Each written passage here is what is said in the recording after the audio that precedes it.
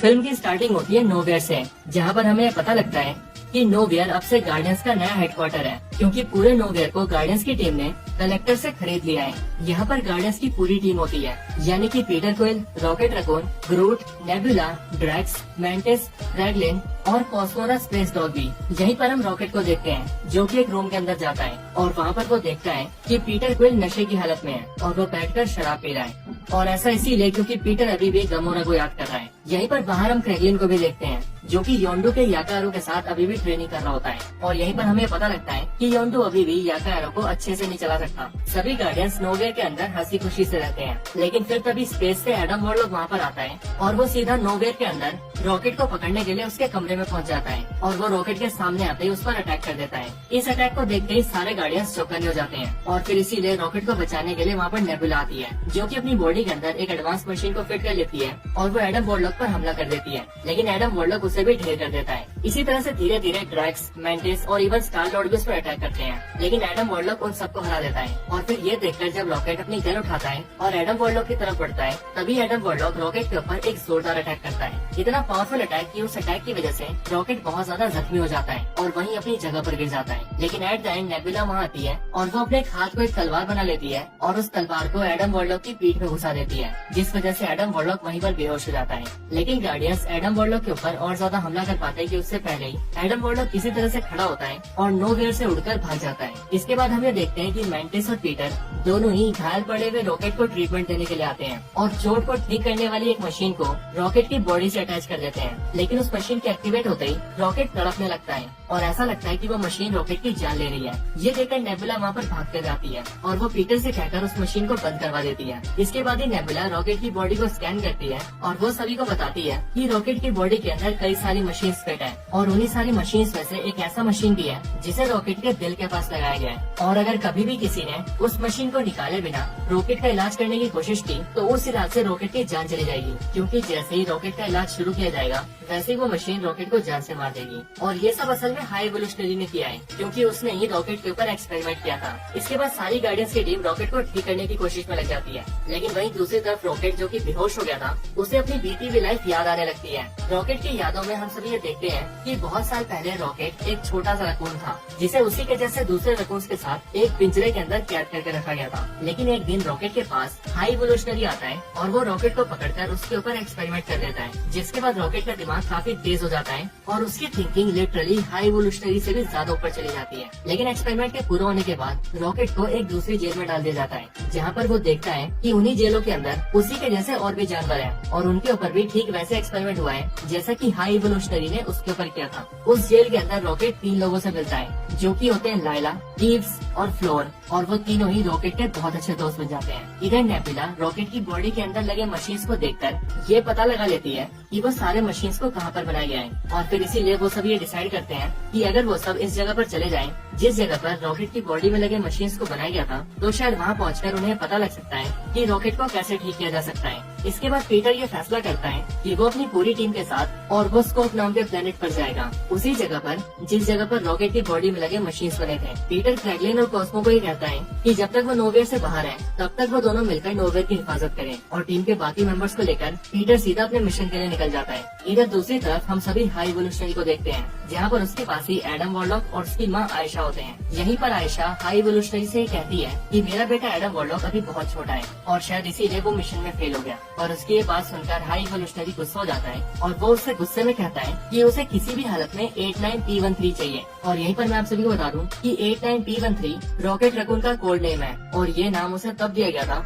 जब high evolutionary उसके ऊपर एक्सपेरिमेंट करता था। इसी के आगे हाई एवोल्यूशनरी एडम वार्लॉक को बहुत बुरी तरह से मारता है और फिर वो एडम वार्लॉक और आयशा को धमकी देता है कि अगर उन लोगों ने 89P13 को उसके हवाले नहीं किया और अगर वो उसे लाने में नाकामयाब रहे तो फिर वो सोवरेंस की पूरी प्रजाति को मिटा देगा। इसके बाद ही हमें पता लगता है कि हाई एवोल्यूशनरी अभी जिस जगह पर है वो जगह एक पूरी प्लेनेट है और ये प्लेनेट पूरी तरह से अर्थ की तरह दिखती है और इसका नाम भी काउंटर अर्थ है। हाई एवोल्यूशनरी बेसिकली एक ऐसा सन की कैरेक्टर है जो कि ऐसा मानता है कि सभी क्रीचर्स और प्लैनेट्स को परफेक्ट होना चाहिए, और इसी वजह से वो अलग अलग प्लैनेट्स पर जाकर वहाँ के क्रीचर्स को उठाकर उनके ऊपर एक्सपेरिमेंट करता है और उन्हें इवॉल्व करने की कोशिश करता है, इतना इवॉल्व कि वो सभी परफेक्ट बन जाए। और ऐसे ही जब हाई एवोल्यूशनरी कुछ क्रीचर्स को लेने के लिए अर्थ पर गया था तभी उसे अर्थ प्लैनेट बहुत सुंदर लगा और उसे अर्थ अर्थ इतना ज्यादा पसंद आया कि उसने ये ठान लिया कि वो बिल्कुल अर्थ जैसा प्लेनेट बनाएगा। एक पूरा ऐसा प्लेनेट जो कि अर्थ की तरह दिखता होगा, उसके अंदर का एटमॉस्फेयर अर्थ जैसा होगा और वहाँ के घर और लोग भी अर्थ के जैसे होंगे। और यही वो प्लेनेट है जिसे काउंटर अर्थ कहते हैं। इधर गार्डियंस की टीम मिलकर अपनी शिप में बैठकर ऑर्बोस्कोप प्लेनेट के पास पहुंच जाती है और उस जगह के अंदर जाने से पहले ही गार्डियंस की शिप के अंदर रेवेजर्स आ जाते हैं और उन्हीं सारे रेवेजर्स में एक गमोरा भी होती है। यहीं पर पीटर क्विल और बाकी के गार्डियंस को पता लगता है कि नेबुला ने गमोरा और बाकी के रेवेजर्स को 1 लाख रुपए देने का वादा किया है और नेबुला ने उन सबसे ये कहा है कि इन पैसों के बदले उन सबको उनकी हेल्प करनी होगी और अब इसीलिए गमोरा भी उनके मिशन में उनका साथ देने आई है। इधर हम सभी को एक बार फिर से रॉकेट की मेमोरीज दिखती है और उन यादों में हम ये देखते हैं कि हाई इवोल्यूशनरी ने अब तक जितने भी लोगों के ऊपर एक्सपेरिमेंट किया था उन सब में से रॉकेट सबसे बेहतरीन है और रॉकेट का दिमाग सबसे तेज है। यहीं पर हाई इवोल्यूशनरी रॉकेट को अपने साथ बिठाकर पहले उसके दिमाग का टेस्ट लेता है और जब रॉकेट उस टेस्ट को पास कर लेता है तब हाई इवोल्यूशनरी ये समझ जाता है कि रॉकेट सच में बहुत होशियार है। इसके बाद ही वो रॉकेट को काउंटर अर्थ दिखाता है और फिर वहीं पर रॉकेट अपने सामने एक रॉकेट को जाते हुए देखता है, जिसके बाद वो हाई इवोल्यूशनरी से उस चीज के बारे में पूछता है और फिर ये सुनकर हाई इवोल्यूशनरी रॉकेट को ये बताता है कि ये चीज रॉकेट है जो कि हमेशा आसमान में उड़ती है। इसके बाद हाई इवोल्यूशनरी रॉकेट के दिमाग को और ज्यादा टेस्ट करने के लिए उसे एक लैब के अंदर लाता है और उस लैब के अंदर रॉकेट को एक चैम्बर दिखाता है और उसी के साथ वो रॉकेट के सामने उस चैम्बर के अंदर एक टर्टल को डालता है और उसे इवॉल्व करने की कोशिश करता है। वो टर्टल इवॉल्व तो हो जाता है पर इवॉल्व होने के साथ ही वो टर्टल बहुत ज्यादा एग्रेसिव हो जाता है। ये दिखाते हुए हाई इवोल्यूशनरी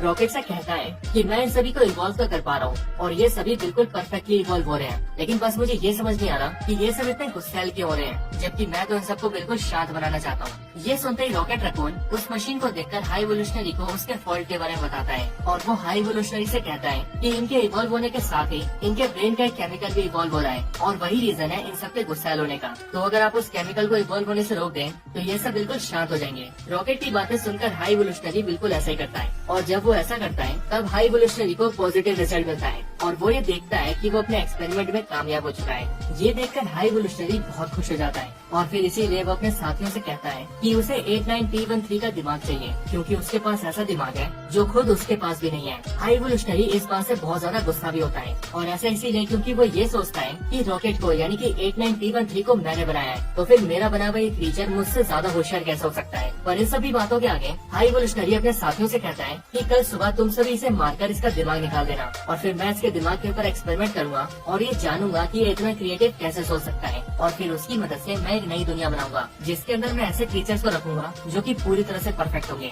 इन सारी बातों के बाद वो आगे कहता है कि तुम सब इसे मारकर इसके दिमाग को निकाल लेना और बाकी जो भी इसके साथ के लोग हैं वो सब हमारे किसी काम के नहीं है, इसलिए उन्हें खत्म कर देना। और फिर ये सब बोलकर रॉकेट को वापस उसकी जेल में डाल दिया जाता है। अपने जेल के अंदर आते ही रॉकेट अपने साथियों को बताता है कि कल सुबह होते ही उन सबको जान से मार दिया जाएगा और इसीलिए उन सबको कुछ भी करके यहाँ से निकलना होगा और बाहर जो स्पेसशिप्स रखे हैं उनमें बैठकर यहाँ से बाहर जाना होगा। इसके बाद ही रॉकेट छोटी छोटी चीजों को उठाकर उन्हें इकट्ठा करता है और उन सबको मिलाकर उनसे एक चाबी बना लेता है और फिर वो किसी तरह से अपने जेल के गेट को खोल देता है और वहाँ से बाहर निकल जाता है और लायला को भी वहाँ से बाहर निकाल लेता है। लेकिन फिर तभी वहाँ पर हाई इवोल्यूशनरी आ जाता है और वहाँ आकर लायला को गोली मार देता है जिससे लायला की वहीं पर मौत हो जाती है। हाई इवोल्यूशनरी रॉकेट से कहता है मैं जानता था 89P13 तुम यहाँ से भागने की कोशिश करोगे और इसीलिए मुझे यहाँ पर आना पड़ा। इसके बाद वो कहता है कि अब मैं तुम्हारे सारे साथियों को मार दूंगा और अभी के अभी तुम्हारा दिमाग निकाल लूंगा। अपने सामने अपनी दोस्त लायला को मरता देखकर रॉकेट बहुत ज्यादा गुस्सा हो जाता है और फिर इसीलिए वो हाई इवोल्यूशनरी के ऊपर ही हमला कर देता है और उसके मुंह को नोचकर वहाँ से भाग जाता है और फिर किसी तरह से बाहर आकर वो एक स्पेसशिप में बैठ जाता है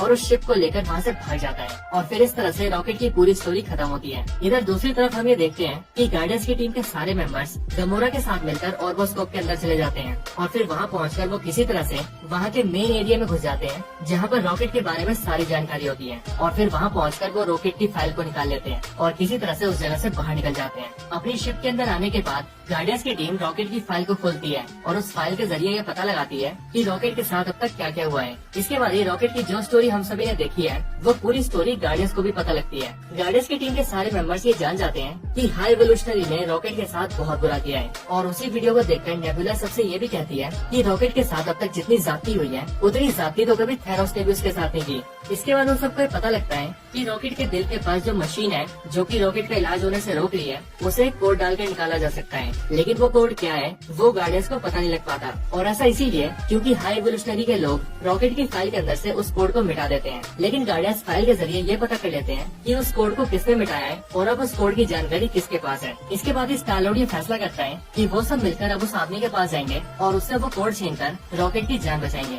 पर गमोरा ऐसा करने से मना कर देती है और वो सबसे कहती है कि वो आदमी इस टाइम हाई एवोल्यूशनरी के पास है और अगर वो लोग वहाँ पर गए तो वो सारे मारे जाएंगे। और इसीलिए गमोरा उन सबका साथ देने से मना कर देती है और वो अपने एक साथी को अपनी लोकेशन भेज देती है ताकि उसका साथी गमोरा को वहाँ कर ले जाए। पर हम ये देखते हैं कि उसके साथी को और वो स्कोप के अंदर आयशा और एडम वॉर्लॉक ने पकड़ लिया है। और फिर जैसे ही गमोरा अपनी लोकेशन भेजती है वैसे ही उस बारे में आयशा और एडम वॉर्लॉक को भी पता लग जाता है और फिर इसीलिए वो गार्डियंस को पकड़ने के लिए उनके पीछे जाते हैं। इधर गार्डियंस जैसे ही हाई एवोल्यूशनरी के पास पहुँचते हैं वैसे ही वहाँ पर हाई एवोल्यूशनरी उन सभी को ये बताता है कि अब वो उन सबको यहाँ पर मार देगा और सब्जेक्ट 89P13 को उनसे ले लेगा। और ऐसा इसीलिए क्योंकि ये सब उसी का प्लान था और गार्डियंस यहाँ पर इसीलिए आए हैं क्योंकि उसने अपने प्लान के जरिए उन्हें वहाँ पर बुलाया है। इधर हाई एवोल्यूशनरी अपने लोगों को ऑर्डर देता है कि बाहर गार्डियंस के शिप के अंदर 89P13 है और वो सब उसे उसके पास ले आए क्योंकि वो उसके दिमाग की मदद से एक नए प्लेनेट को बनाएगा और वहाँ पर एक नई प्रजाति को बसाएगा। इसके बाद ये बोलकर हाई एवोल्यूशनरी अपने शिप के अंदर चला जाता है और वो अपने लोगों को ऑर्डर्स देता है कि वो शिप को इस प्लेनेट से बाहर निकाल ले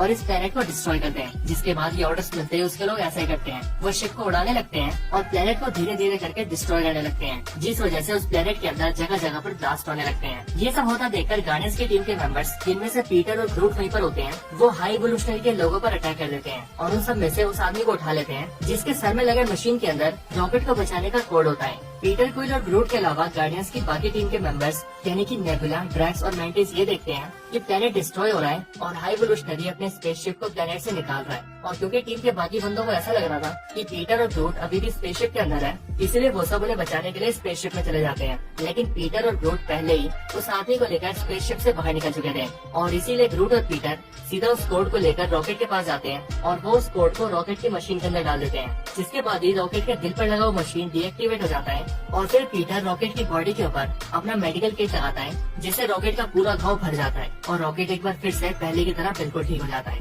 इसके बाद ही नेबुला पीटर से कांटेक्ट करती है और वो फोन पे पीटर से कहती है कि तुम कहाँ पर हो, हम तुम्हें बचाने के लिए स्पेसशिप के अंदर आए हैं। लेकिन पीटर उन सबको बताता है कि वो और ग्रूट पहले वहाँ से बाहर निकल चुके हैं। इसके बाद ये सुनकर बाकी टीम मेंबर्स उस स्पेसशिप से बाहर निकलने की कोशिश करते हैं, लेकिन तभी वहाँ पर हाई एवोल्यूशनरी आता है और वो उन सबको वहीं पर कैद कर देता है, वहीं पर बाकी के कैदियों के साथ। लेकिन कैद होने के बाद गार्डियंस की टीम के मेंबर्स देखते हैं कि वहाँ पर बहुत सारे क्रीचर्स और छोटे छोटे बच्चे हैं और हाई एवोल्यूशनरी इन सबको पकड़कर इन पर एक्सपेरिमेंट करने वाला है। ये देखकर वो सब ये फैसला करते हैं कि वो सब अब अकेले वहाँ से नहीं जाएंगे बल्कि अब वो इन सारे बच्चों को भी आजाद करेंगे। इधर पीटर, ग्रूट, रॉकेट और गमोरा चारों मिलकर हाई एवोल्यूशनरी से अपने टीम मेंबर्स को बचाने के लिए निकल जाते हैं और रास्ते में पीटर क्रैगलिन से कहता है कि वो पूरे नोवे प्लेनेट को लेकर सीधा उसकी बताई लोकेशन पर आ जाए। अगले पल हम ये देखते हैं कि क्रैगलिन पूरे नोवेयर को लेकर उसे सीधा हाई एवोल्यूशनरी के स्पेसशिप के पास ले आया है और फिर इसके बाद ही पीटर अपनी टीम के साथ अपने साथी को बचाने के लिए उसके स्पेसशिप में घुस जाता है। अंदर आने के बाद हाई एवोल्यूशनरी के लोगों के साथ गार्डियंस की टीम की बहुत तगड़ी फाइट होती है,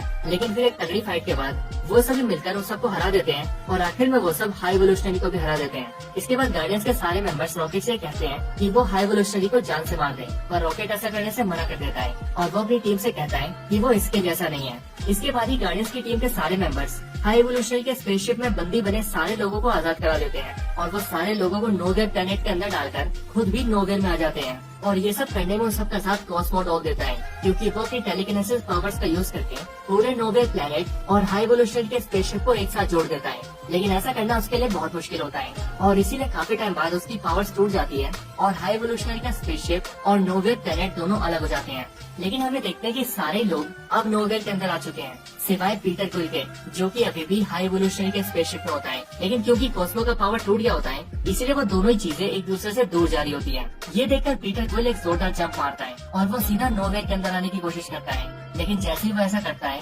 वैसे ही वो स्पेस में अटक जाता है और वहाँ उसकी जान जाने लगती है। लेकिन फिर बिल्कुल सही टाइम पर एडम वॉर्लॉक उसके पास आता है और वो उसे पकड़कर सीधा उड़ते हुए नोवेयर के अंदर ले जाता है, जिसके बाद पीटर की जान बच जाती है। इसके बाद गार्डियंस ये डिसाइड करते हैं कि वो इन सारे बच्चों को लेकर एक नई दुनिया बनाएंगे और उन सभी को एक बेहतर भविष्य देंगे और उन सबको वो बनने देंगे जो वो बनना चाहते हैं। इसके बाद ही पीटर क्विल रॉकेट को गार्डियंस की टीम का लीडर बना देता है और वो अपनी टीम से कहता है कि वो बचपन से ही स्पेस में है अपने परिवार से दूर, लेकिन अभी भी अर्थ पर उसके नाना होंगे और अब वो उनसे मिलना चाहता है, इसीलिए वो अपनी टीम से कुछ टाइम का ब्रेक ले रहा है। दूसरी तरफ गमोरा भी रेवेंजर्स के पास वापस चली जाती है और मैंटिस भी डिसाइड करती है कि अब उसे भी अपने एक सफर पर निकलना है, क्योंकि जब तक वो ईगो के साथ थी उसने हमेशा ही ईगो की बात मानी है और ईगो के बाद अब वो गार्डियंस की बात मान रही है। लेकिन अब उसे वो करना है जो वो करना चाहती है और इसीलिए अब वो अकेले एक सफर पर निकल जाती है। और फिर उनके अलावा जो बाकी के टीम मेंबर्स बचते हैं उन सबको लेकर रॉकेट एक नई टीम बनाता है और उनकी नई टीम के अंदर एडम वॉर्लॉक भी होता है। इसके बाद पीटर अर्थ पहुंच जाता है और वहां जाकर अपने नाना से मिलता है और पीटर के नाना भी पीटर को देखकर बहुत खुश होते हैं। और फिर इसके बाद हम नोवेयर में देखते हैं कि ड्रैक्स सारे बच्चों के साथ मिलकर नाच रहा होता है और फिर उन बच्चों और ड्रैक्स को देखकर